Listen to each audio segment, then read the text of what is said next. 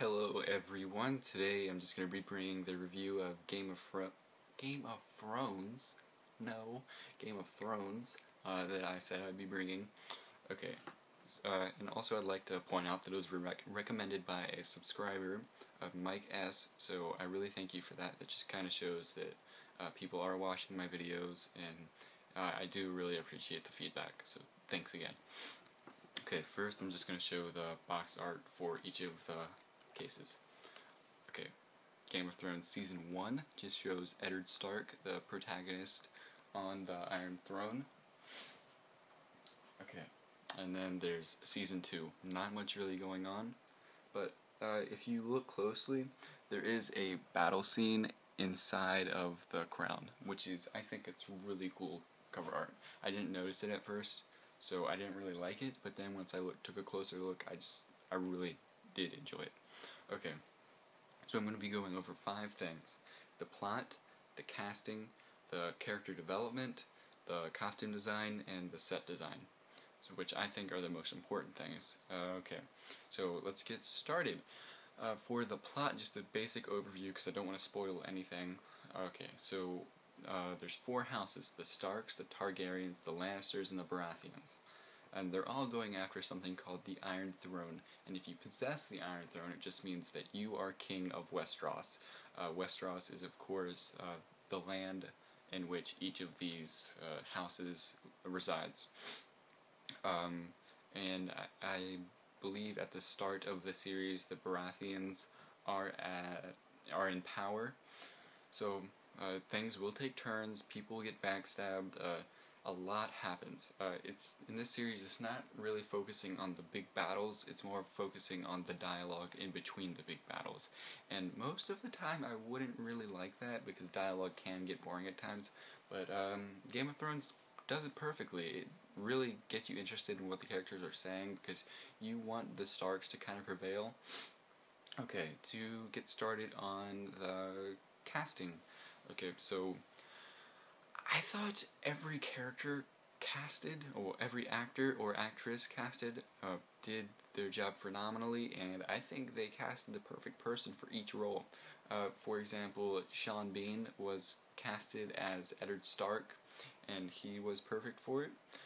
Kit Harington was casted as Jon Snow, my favorite character, and he just did a phenomenal job.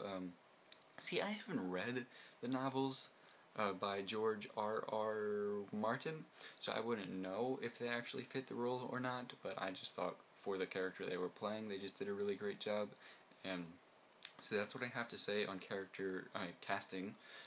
Okay, next is character development. Okay, there are so many characters in this series who, when they just start out, they're kind of mild-mannered, and they'd keep to themselves. They wouldn't really say anything that could get them in trouble. And as the story progresses, these characters who never would have hurt a fly in the beginning of the series are just so loud-mouthed and bossy, and they won't let anyone step on them. And you will love that. You'll love seeing these characters change and progress and become kind of their own person. For example, there's a character in House Targaryen, and she'll become one of your favorite characters, and her brother just walks all over her. And that changes. It changes dramatically. On to costume design. This isn't really a timepiece TV show because it is set, I'd say it kind of models Lord of the Rings in a kind of way, and the way that it kind of has mythical creatures, but it also is during medieval times, like it has dragons and warlocks and stuff like that, but it's not actually a real time period. So I would say, since it's like medieval times-ish, the costume design for it is pretty spot on. I could imagine everyone wearing what they are wearing if it was actually set during the medieval times. Okay, next I'm going to cover set design. Okay, when I first started watching this show, I was kind of underwhelmed because I was going into it with my expectations. I was like, alright, Lord of the Rings, let's see what we have, since I really enjoyed that trilogy. But I could just tell it wasn't going to be Lord of the Rings when I first started. so I was kind of disappointed, but then it kept going, and I really liked it more than Lord of the Rings, because even though it didn't have those huge panoramic shots where you'd see wide Greenlands and just miles and miles of mountains and snowy territory and fire coming up from volcanoes, you don't see that in the show, but what you do see is you see the insides of houses, castles, you see landscapes of, what could I say, very snowy areas, and you see, there's something called the Night's Watch, I believe, and on the Night's Watch, they are at the wall, and the wall is the separation between the north and just Westeros. And this wall is where everyone stays to protect Westeros from the north. And when they are at the wall, you will see the most beautiful scenery in the entire show, because it is just snowy for miles and miles and miles on end. But that's what I have to say on set design. You can just tell that they tried so hard. I can't remember where the show is filmed. It might be Sweden, but I'm not sure on that. So that's what I have to say about the show.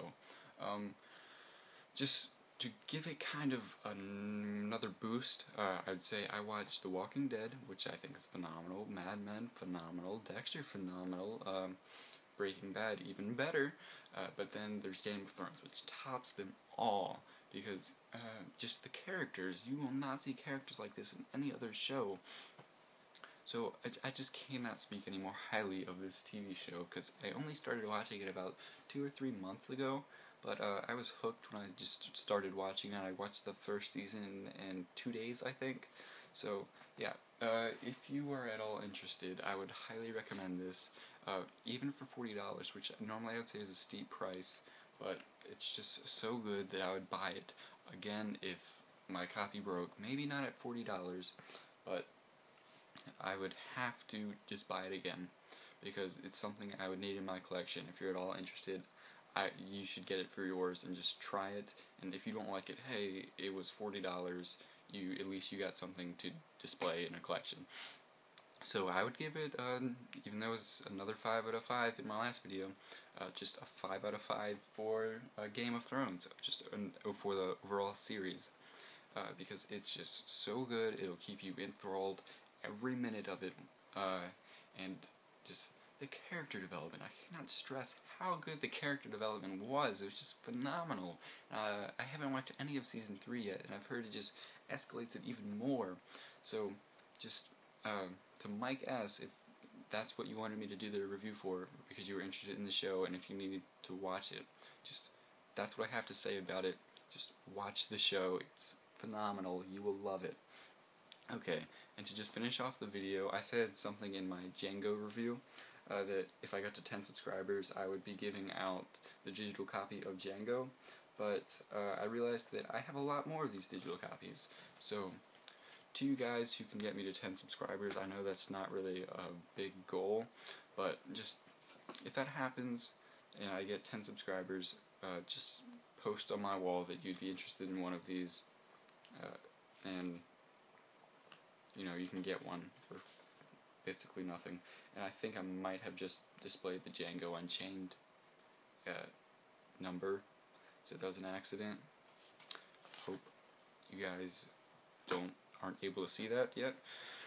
But that is my complete review on Game of Thrones, and just, these are up for grabs since I don't really use them. So thank you for watching. Be sure to comment, like, share, and subscribe if you're interested in seeing any more of these. And remember, you can always give me recommendations, because that is what I love to have. Thank you for watching.